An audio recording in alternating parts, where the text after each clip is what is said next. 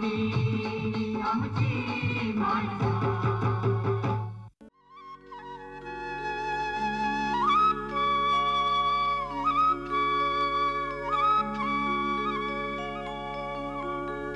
नमस्कार. आमची माती आमची माणसाच्या आजच्या भागामध्ये आपणा सगळ्यांचं मनपूर्वक स्वागत. मंडळी, आपणा सगळ्यांना माहिती आहे की भारत देश हा मसाल्याच्या पदार्थाच्या उत्पादनासाठी खूप प्रसिद्ध आहे. काही पदार्थांची उत्पादनं आजही तितक्याच मोठ्या प्रमाणात घेतली जातात. मात्र काळी मिरी हा पदार्थ जो जास्तीत जास्त प्रमाणात कोकणात पिकवला जात होता, तो गेल्या काही वर्षांपासून त्या काळी मिरीचं उत्पादन कमी होत असलेलं आपल्याला दिसतं. याचं मुख्य कारण म्हणजे या काळी मिरीमध्ये असलेले औषधी गुणधर्म, आयुर्वेदाने दिलेली त्या काळी मिरी या पदार्थाला मान्यता आणि ह्या सगळ्याचं महत्त्व ओळखून इंग्रज भारत सोडून जाताना काळी मिरी आपल्यासोबत घेऊन गेले असं म्हटलं जातं. आणि ह्याचाच परिपाक म्हणून गेल्या काही वर्षात काळी मिरीचं उत्पन्न आपल्याला खूप कमी कमी होताना दिसतंय. पण 2005 पर्यंत काळी मिरीची आपण निर्यात करत होतो. पण आज परिस्थिती बदललेली आहे. आज ह्या काळी मिरीचं आपल्याला आयात करून इथे मागवावी लागते परदेशातून. ही परिस्थिती बदलण्यासाठी कोकण कृषी विद्यापीठामार्फत काही संशोधन केलं गेलं आणि ह्याच विषयाची विस्तृत माहिती घेण्यासाठी आज आपण प्रभारी अधिकारी म्हणून कार्यरत असलेले वैभव शिंदे, जे कृषी संशोधन केंद्र आवाशी, तालुका खेड, जिल्हा रत्नागिरी इथं प्रभारी अधिकारी म्हणून कार्यरत आहेत, त्यांच्याकडूनच याविषयी विस्तृत माहिती करून घेणार आहोत. मी शिंदे सरांचं स्टुडिओमध्ये हार्दिक स्वागत करतो. सर नमस्कार. नमस्कार. या विषयावर आपण चर्चा सुरू करणार आहोत. पहिला प्रश्न मी आपल्याला विचारू इच्छितो की जगाच्या तुलनेमध्ये भारतात मसाला पिकांचं नेमकं स्थान काय आहे? भारत हा सर्वांना परिचित यासाठी आहे की आपल्या इथं या कोकणाच्या समुद्र किनारी किंवा या चिंचोळ्या भूप्रदेशामध्ये जायफळ, दालचिनी, लवंग यासारखी जी दर्जेदार मसाल्याची पिकं होती ती खूप चांगल्या आणि मोठ्या प्रमाणात पिकवली जात होती. आणि खरं म्हणजे हा जो काही मसाल्याचा भाग आहे तो भारतातून निर्यात होत असे आणि इथं वाढवलेल्या किंवा ह्या हवामानात वाढवलेल्या ह्या मसाला पिकांना एक अनन्यसाधारण दर्जा होता. त्याची गुणवत्ता ही तेवढी श्रेष्ठ होती. त्यामुळे जगाच्या बाजारपेठेत त्याला खूप मोठ्या प्रमाणात मागणी होती. आज आपल्या महाराष्ट्रामध्ये साधारणपणे एक 1500 हेक्टर क्षेत्रावर ह्या मसाला पिकांची लागवड आहे आणि जगाच्या बाजारपेठेत 20% 60 आपला जो काही निर्यात होणारा माल होता तो 20% होता. परंतु कालाच्या ओघाने तो कमी होत आलेला आहे. आता आपल्याला असा विचार करावा लागणार आहे की आपण आणखीन ते स्थान कसं प्राप्त करू आणि यासाठी सातत्याने प्रयत्न विद्यापीठात सुरू आहेत. तसे प्रयत्न आपण करत आहोत. पण मग सर, हे सगळे प्रयत्न करत असताना काळी मिरीचं महत्त्व आपण काय सांगाल? काळी मिरी सर्वश्रुत आणि सर्व परिचित असं एक मसाला पीक आहे. आपल्या नारळी, पोपळी, आंबा, इवन काही काजूच्या बागेमध्ये आणि पांगारा, सिल्वर ओक, बॉटल ब्रश यासारख्या जंगली झाडांच्या वर ह्या काळी मिरीचे वेल वाढवून आपण काळी मिरीचं दर्जेदार चांगलं गुणवत्तापूर्वक उत्पन्न घेतलेलं आहे. आणि प्रत्येक माणसाला, प्रत्येक शेतकऱ्याला हे जे पीक आहे ते आवडीचं पीक आहे. कारण ज्यांच्याकडे 4 माड आहेत किंवा सुपारी आहेत त्या ठिकाणी ही जी काही पिकं आहेत ते आपण वाढवून आपल्याला घरासाठी लागणारी, म्हणजे प्रत्येक घरामध्ये वापरासाठी लागणारी काळी मिरी जी आहे ती शेतकरी उत्पादित करतो. याशिवाय अधिक उत्पादन हे तो मुंबईच्या मुलाला किंवा नातेवाईकांना वगैरे पुरवतो. आणि याचा उपयोग हा प्रामुख्याने सूप तयार करण्यासाठी, कन्फेक्शनरी इंडस्ट्रीजमध्ये तर याचा उपयोग आहेच, आयुर्वेदामध्ये औषधी गुणधर्मामुळे आहेच, परंतु काळी मिरीयुक्त काही सूप, काही मौसल पदार्थ तयार करण्यासाठी याचा मोठ्या प्रमाणात उपयोग केला जातो. मसाल्यामध्ये उपयोग केला जातो. अशा प्रकारचा उपयोग याचा नित्यनेमाने केला जातो. सर, काळी मिरीच्या संदर्भात बुश पेपर नावाची एक संकल्पना मला वाटतं आपल्या संशोधन केंद्रातच राबवली गेली, तर त्याविषयी आम्हाला ऐकायला आवडेल. बरोबर. आता काय झालंय की ह्या काळी मिरीचे जे वेल असतात ते वेल प्रचंड मोठे उंचीपर्यंत वाढतात. आपण साधारणपणे अशी एक डोळ्यासमोर कल्पना आणूया की एक माडाचं 10 वर्षाचं झाड आहे आणि त्या नारळाच्या झाडावर आपण जर काळी मिरी वाढवली तर 15, 20, 25 फुटापर्यंत वाढते.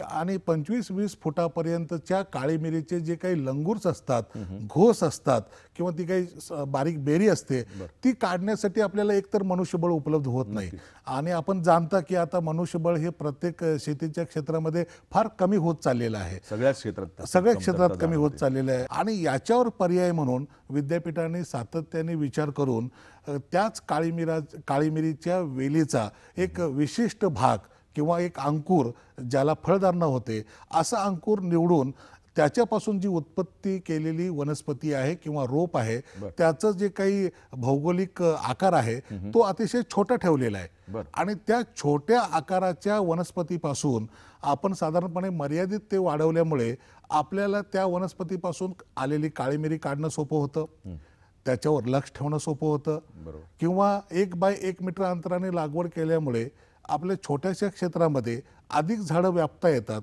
आणि त्या 1 एकर आकारमानाच्या क्षेत्रातून आपल्याला जास्तीत जास्त उत्पन्न मिळवता येणं शक्य होतं.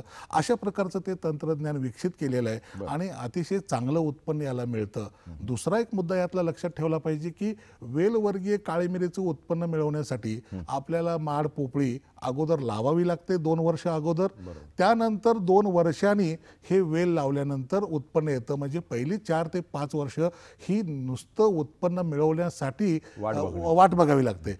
तसं ह्या बुश पेपरमध्ये ज्याला आपण झुडूपवर्गीय काळी मिरी म्हणतो त्याला मात्र पहिल्या वर्षीपासून उत्पन्न मिळतं. ते अल्प असतं परंतु सातत्याने 3ऱ्या वर्षीनंतर मात्र मोठ्या प्रमाणात ते मिळायला लागतं आणि अर्थशास्त्रामध्ये ते खूपच फायदेशीर आहे. अशा प्रकारची ती संकल्पना आहे.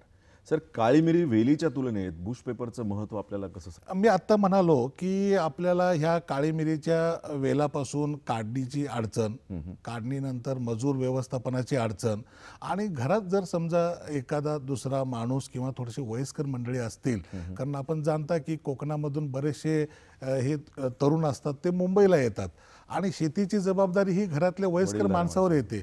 मग मजूर उपलब्ध नाही झाले की मग ही काढणी तशीच राहते किंवा मग उन्हामध्ये जर समजा प्रखर उन्हाच्या माऱ्याने देखील बऱ्याच वेळेला काळी मिरीचा जो काही उन्हाला सामोरा जाणारा भाग असतो तिथं लवकर पक्वता येणं, खारीने ते गळणं, पडणं, हे अनेक नुकसानीच्या बाबी त्यामध्ये होतात आणि मग त्या टाळण्यासाठी ह्या बुश पेपरचा उपयोग किंवा मार्ग जो आहे तो निश्चितच फायदेशीर आणि एक सोपी शेतीची पद्धती म्हणून विकसित होतोय. काही लोक ह्याची लागवड पण करतायत आणि त्याचा चांगला फायदा लोकांना होत आहे. लागवडीचा विषय निघालाच आहे तर या लागवडीचं काही विशिष्ट असं तंत्रज्ञान आपण सांगितलंय का, म्हणजे या संशोधनाच्या माध्यमातून? लागवडीचं तंत्रज्ञानामध्ये आपण एक असा विचार केलाय की तंत्रज्ञान अगदी सहज, साधं, सोपं आणि आपल्या शेतकऱ्याला ते पचेल, रुचेल अशा भाषेत, अशा त्याला शक्य होईल अशा आवाक्यात कसं असू शकेल असा विचार करून आपण हे तंत्रज्ञान विकसित केलेलं आहे. काय होतं की काळी मिरीचे जे वेल आहेत त्या वेलापासून एक 4 ते 5 प्रकारच्या फांद्या निघतात. त्याला जमिनीवर पसरणाऱ्या, फळधारणा होणाऱ्या, आकाशाकडे जाणाऱ्या आणि आकाशाकडे जाऊन परत जमिनीकडे वळणाऱ्या अशा वेगवेगळ्या प्रकारच्या फांद्या असतात.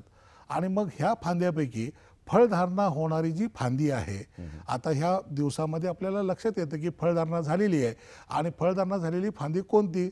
फळधारणा झालेली फांदी आपल्याला बघितल्यावर लक्षात येतं आणि मग ती फांदी आपण अचूकपणे निवडून काढून त्याचा जो कट असतो तो कट साधारणपणे 1 फुटाचा घेतो, 1 ते 1.25 फुटाचा, ज्यामध्ये 3 पेरे असतील आणि त्याला जी पानं असतात त्याला साधारणपणे 75% भाग काढून 25% ठेवतो, यासाठीच की केवळ तो आपल्याला ओळखता यावा की हे बुश पेपरचं कटिंग आहे. आणि मग तो पिशवीमध्ये लावला जातो. त्याचे संगोपन किंवा त्याचं जे काही संवर्धन आहे ते 3 ते 4 महिन्यासाठी करून आपण लागवडीसाठी तो प्लास्टिक पिशवीमधलं रोप तयार करतो. छाट पद्धतीने केलेलं हे रोप असतं. आता प्रक्षेत्रामध्ये लागवड करताना काय करावं लागतं की 1 बाय 1 मीटरच्या अंतराने अगोदर जमिनीची आखणी करायची. आता आपल्याला समजेल या स्वरूपात सांगायचं झालं तर एका गुंठ्यामध्ये साधारणपणे एका गुंठ्याचं क्षेत्रफळ हे 100 चौरस मीटर असतं आणि 100 चौरस मीटर क्षेत्रामध्ये 1 बाय 1 मीटर आकाराने जर आखणी केली तर 100 खड्डे किंवा 100 खुणा आपल्याला त्या पृष्ठभागावर करता येतील. आणि अशा खुणा केलेल्या भागावर 1 फूट बाय 1 फूट म्हणजे 1 घनफूट आकाराचा जो खड्डा असतो तो खोदायचा. सहजपणे तो खोदता येतो, त्याला फार मोठी ताकद लावावी लागत नाही जशी मोठ्या खड्ड्याला लावावी लागते. आणि अशा खड्ड्यामध्ये साधारणपणे एक एक 1/4 घमेलं शेणखत, अर्धा किलो सुपर फॉस्फेट आणि लिंडेन पावडर किंवा पॉलिडॉल पावडर जी उपलब्ध होईल, ज्याच्यामुळे आपल्याला वाळवीचा उपद्रव होणार नाही, अशाने तो खड्डा भरून घ्यायचा. आणि त्यामध्ये अलगदपणे प्लास्टिक पिशवी फाडून हे जे काही वाढवलेलं 3 महिन्याचं रोप आहे ते त्या खड्ड्यामध्ये लावून सर्व बाजूने मातीची भर द्यायची आणि त्याला आधार द्यायचा. आणि मग अशा प्रकारे लागवड केल्यानंतर ह्या लागवडीच्या नंतर आपल्याला योग्य प्रकारे ते कलम किंवा ते रोप वाढतं आणि आपल्याला चांगल्या प्रकारचं काळी मिरीचं एक शेती मर्यादित क्षेत्रामध्ये केल्याचा प्लॉट दिसून येतो. सर, तुम्ही म्हटलं की ही लागवड तर करून झाली, पण प्रत्यक्ष पीक उभं राहायला काही कालावधी असेलच ना? हां, आता ह्या बुश पेपरची हीच खरी गंमत आहे की ह्याची वाढ झपाट्याने होते. अच्छा. ह्याला पाणी आणि खताचं व्यवस्थापन सुयोग्य पद्धतीनं केलं की ह्याची वाढ झपाट्याने होते. आणि पहिल्याच वर्षी ह्या रोपांना आपण हे लंगूर्स किंवा फुलोरा म्हणतो आणि फुलोऱ्यानंतर त्याला घड येतात. हे पहिल्याच वर्षी आपल्याला दिसायला लागतात. ह्यातली एक आणखीन मजेशीर गोष्ट अशी आहे की वेलीच्या तुलनेमध्ये वेलीला काय होतं की पावसाळ्यामध्ये जुलै महिन्यामध्ये मोहर येतो किंवा फुलोरा येतो आणि त्याची काढणी ही साधारणपणे फेब्रुवारी महिन्यामध्ये एकदाच केली जाते. पण ह्या बुश पेपरमध्ये सातत्याने त्याला ते स्पाइक आपण म्हणतो इंग्रजीमध्ये, आणखीन आपल्या भाषेमध्ये फुलोरा म्हणतो, तो सतत येत राहतो. सतत येतो. प्रत्येकी 2 पानामागे 1 मोहर येतो आणि त्या मोहराचं रूपांतर फळधारणेमध्ये होतं. आणि साधारणपणे आपल्या इथं आता अभ्यासात असं दिसून आलं की 3 ते 4 महिने म्हणजे जुलैपासून नोव्हेंबरपर्यंत सातत्याने ते जे काही फुलोरा असतो तो येतोच येतो. आणि पुढे सुद्धा अगदी फेब्रुवारीच्या 15 तारखेपर्यंत मोहर येण्याची प्रक्रिया राहते, टिकून राहते. त्यामुळे एकदाच पीक न काढता वारंवार आपल्याला त्याची छाटणी किंवा तोडणी करून आपल्याला अधिक पीक मिळवता येतं. आणि त्याचा उपयोग आपल्याला वेगवेगळ्या प्रकारे, आता याचा देखील विचार करताना आपण थोडंसं असं लक्षात ठेवूया, काही लोकांना ताजी काळी मिरी लागते. स्वयंपाक करत असताना अगदी 2 घोस काढले आणि सूप करताना किंवा मासे करताना कढीमध्ये टाकले की त्यांना एक वेगळी चव असते. आणि अशी उपलब्धता ह्या बुश पेपरच्या संकल्पनेतून होते. सर, मला सांगा की हे पीक अशा पद्धतीने घेत असताना, म्हणजे बुश पेपर संकल्पनेतून काळी मिरीचं उत्पादन घेत असताना आपण यामध्ये आंतरमशागत करू शकतो का? मुळात आपण हे पीक सघन पद्धतीने लावतो, जवळजवळ लावतो, कारण ह्याची वाढ ही मर्यादित होत असते. ह्याला आपण वेलीत कधी रूपांतरित करत नाहीये. आणि याची वाढ मर्यादित राहत असल्यामुळे आपल्याला काय होतं की 1 स्क्वेअर मीटर किंवा 1 चौरस मीटर क्षेत्र एका झाडाला आवश्यक असतं. आणि मग मधल्या जागेमध्ये गवत येण्याची किंवा तण येण्याची जी काही शक्यता असते ती टाळण्यासाठी आपण साधारणपणे 40 मायक्रॉनचा जो काळा पेपर मिळतो, ज्याला आपण स्तर म्हणतो किंवा मल्चिंग पेपर म्हणतो, तो जर अंतरला तर कोणत्याही प्रकारचं गवत किंवा इतर पिकाला अडथळ करणाऱ्या वनस्पती येत नाहीत.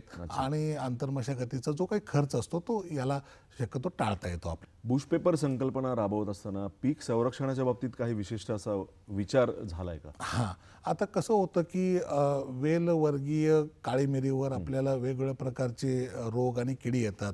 ह्यामध्ये आपल्या कोकणामध्ये प्रामुख्याने 1-2 प्रकारच्या रोगांचा आतापर्यंत अभ्यास झालेला आहे. एक हळूवारपणे येणारी मर आणि जलद गतीनं येणारी मर.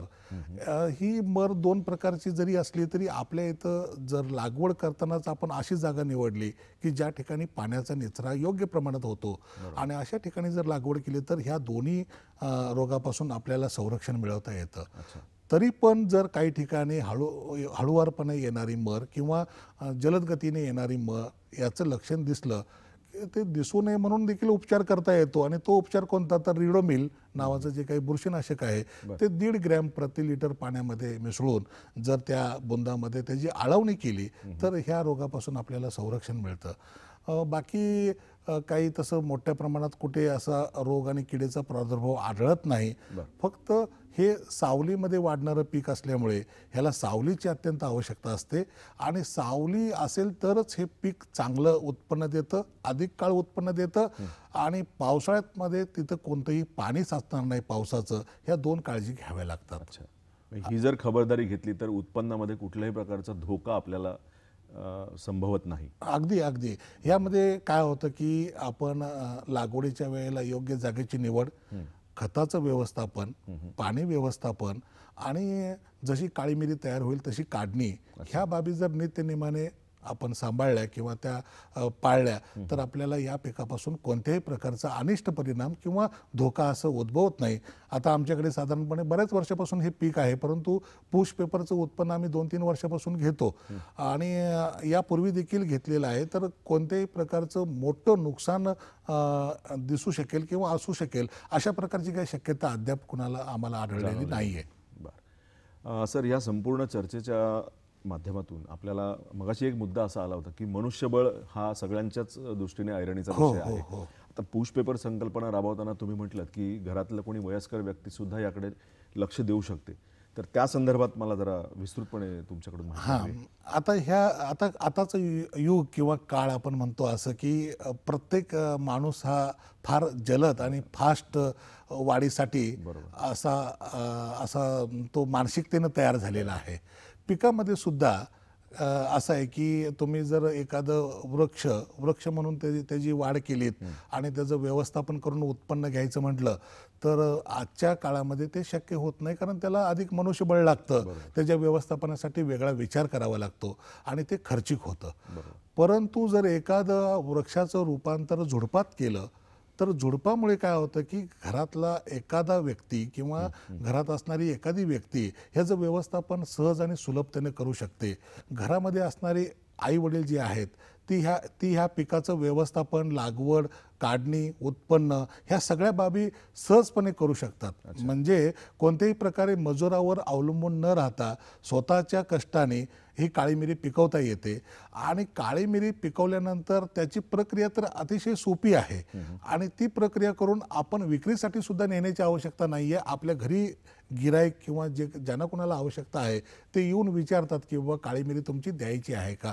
आताचा कालावधी तो आहे सध्या मार्च एप्रिलपर्यंत आणि अगदीच ह्याबद्दल सहज आणि सुलभतेने सांगायचं झालं तर एखाद्या वेळेला मुंबईला गेलेला मुलगा त्या आई वडिलांना मनी ऑर्डर करायला विसरेल, पण काळी मिरीपासून मिळणारं उत्पन्न हे कधीही झाकून राहणार नाही किंवा मिस राहणार नाही. ते प्रत्येक वर्षी सातत्यानं मिळेल. अशा प्रकारचं हे झुडूपवर्गीय काळी मिरीचं महत्त्व आहे. किंबहुना आपण असं म्हणू शकतो का की जी व्यवसायानिमित्तानं कोकण सोडून मुंबईत येऊ इच्छित आहेत त्यांच्यासाठी हा एक व्यवसायाची संधी उपलब्ध करून देणारा पर्याय म्हणून आपण त्याचं नाव घेऊ शकतो का काळी मिरी उत्पादनाचं? निश्चितपणे कोकणाची भौगोलिक परिस्थिती, कोकणामध्ये उपलब्ध असलेली जमिनीचा प्रकार आणि ह्या पिकाला लागणारं कमीत कमी मनुष्यबळ याचा जर विचार केला तर मला असं ठामपणे सांगावंसं वाटतं की एखादा तरुण किंवा एखाद्या तरुणीला हे भावणारं पीक आहे.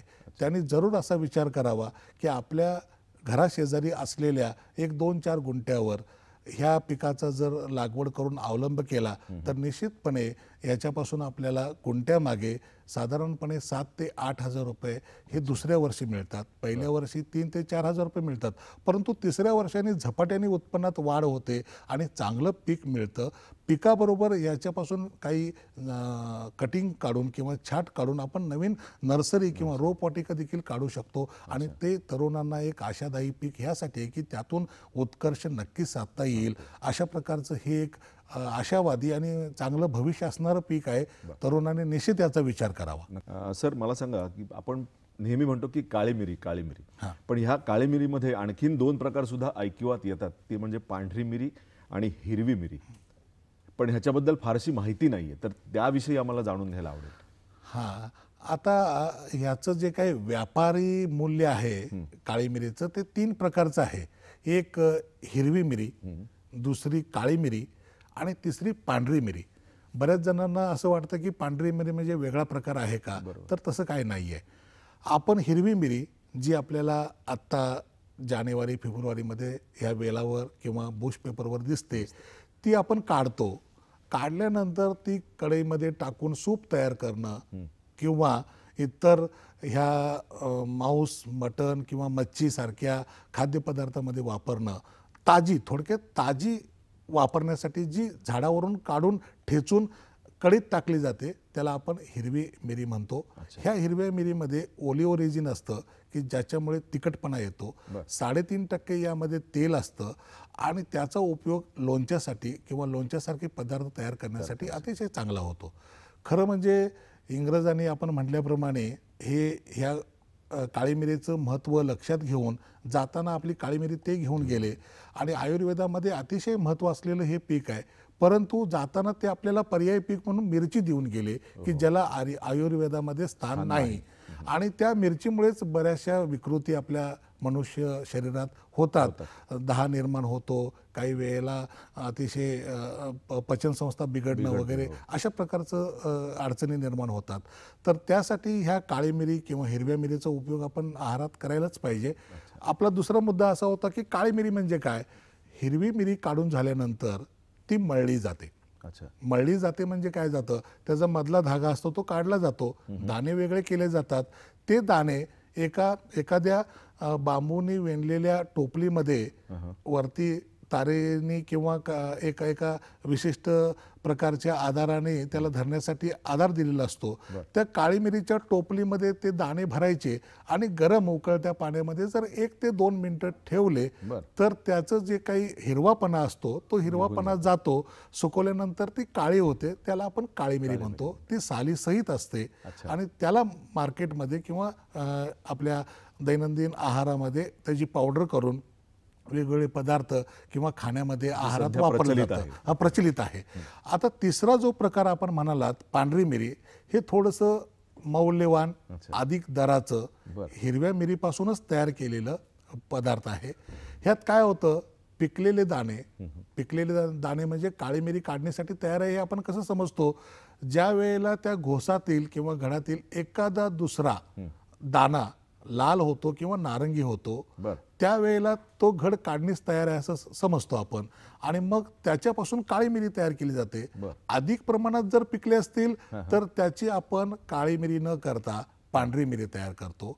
यासाठी प्रक्रिया सारखीच, काळी मिरी सारखीच, परंतु उकळत्या पाण्यामध्ये आपण 1 ते 2 मिनिटं ठेवल्यानंतर काळी मिरी तयार होते.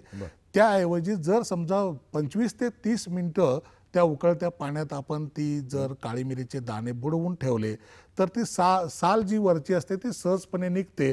साल काढल्यानंतर आतला जो काही बियाचा प्रकार असतो त्याला आपण पांढरी मिरी म्हणतो आणि तो देखील ह्या कन्फेक्शनरी किंवा सूप तयार करणं किंवा विविध आहारातील पदार्थ तयार करण्यासाठी त्याचा वापर केला जातो. आता ह्या काढलेल्या साली पण वाया जात नाहीत, कारण त्यामध्ये तेल असतं आणि ते तेल काढून आपल्याला विविध आयुर्वेदाच्या गुणधर्मासाठी, औषधासाठी वापरण्यात येतं. अशा बहुउपयोगी आणि बहुगुणी हे पीक आहे. अतिशय चांगलं येतं. त्याला स्पाइस गार्डनमध्ये एक विशिष्ट महत्त्व आहे. म्हणून आपल्या शेतकऱ्यांनी याचा अवलंब करायला पाहिजे आणि याची लागवड करायला पाहिजे.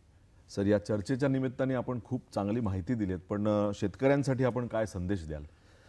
शेतकऱ्यांसाठी मी असा संदेश देईन की कोकणामध्ये पडीक क्षेत्र भरपूर आहे. घरामध्ये माणसं मर्यादित आहेत. काही लोकांनी शेती करायची सोडलेली आहे. अशा परिस्थितीमध्ये घरामध्ये उपलब्ध असलेलं मनुष्यबळ आणि जागा, पाणी याचा विचार करता आपल्या इथं 1 ते 2 गुंठा क्षेत्रावर विनम्रपणे ही प्रगत शेती म्हणून शेतकऱ्यांनी आत्मसात करायला पाहिजे. निश्चितपणे त्यांचा उत्कर्ष ह्या पिकामध्ये आहे. त्यासाठी लागणारं सगळं तांत्रिक मार्गदर्शन डॉक्टर बाळासाहेब सावंत कोकण कृषी विद्यापीठ शेतकऱ्यांना देण्यासाठी सदैव तत्पर आहे. आणखीन एक प्रश्न सर विचारू इच्छितो की ह्या पीक घेण्याच्या संदर्भामध्ये हे पीक घेत असताना बुश जे म्हटलं आपण की बुश पेपरची संकल्पना राबवत असताना एका विशिष्ट रोगाचे काही शक्यता सांगू शकतो का आपण? म्हणजे रोग असा कोणता फार मोठ्या प्रमाणात येत नाही. फक्त तुमची लागवडीची जागा आहे ती निवडताना मात्र जिथं पाण्याचा निचरा व्यवस्थित होऊ शकेल अशी निवडली की कोणत्याही प्रकारचा रोग, मगाशी मी म्हणालो की जलद गतीने होणारी मर आणि हळूवारपणे होणारी मर ही आपल्याला टाळता येते. परंतु आंबा, काजू सारख्या प्रखर रोगाने पीक पूर्णपणे गेलंय असं ह्या काळी मिरीमध्ये घडत नाही, होत नाही. त्यामुळे फायद्याचं आहे आणि सहजपणे हे शक्य आहे की आपल्याला आपल्या जवळ परसबागेत वाढवून अधिक उत्पादन मिळवणं शक्य होतं. मंडळी, आजच्या या चर्चेमधून काळी मिरी ह्या पिकासंदर्भातली अत्यंत बहुमोल अशी माहिती आपल्यापर्यंत पोहोचली आहे. सरांनी सांगितल्याप्रमाणे जी मंडळी शहरात आलेली आहेत त्यांना पुन्हा आपल्या कोकणात जाऊन, आपल्या घरी जाऊन काळी मिरीचं उत्पादन घ्यायला काहीच हरकत नाही. एक वेगळा पर्याय म्हणून काळी मिरीकडे बघायला सुद्धा काही हरकत नाही. मला खात्री आहे आजच्या या चर्चेतून काळी मिरी या पिकासंदर्भात अत्यंत बहुमोल अशी माहिती आपल्यापर्यंत पोहोचलेली आहे. त्याचा जास्तीत जास्त चांगल्या पद्धतीने आपण सगळे फायदा करून घ्याल आणि या काळी मिरी पिकाचं उत्पादन जास्तीत जास्त प्रमाणे घेऊ शकाल हे निश्चित. सर, आज आपण इथे आलात आणि आमच्या सगळ्या शेतकरी बांधवांना जी बहुमोल माहिती दिलीत त्याबद्दल दूरदर्शनच्या वतीनं आणि आमच्या सगळ्या शेतकरी बांधवांच्या वतीनं आपले या ठिकाणी मी हार्दिक आभार मानतो. धन्यवाद. थँक्यू सर, धन्यवाद.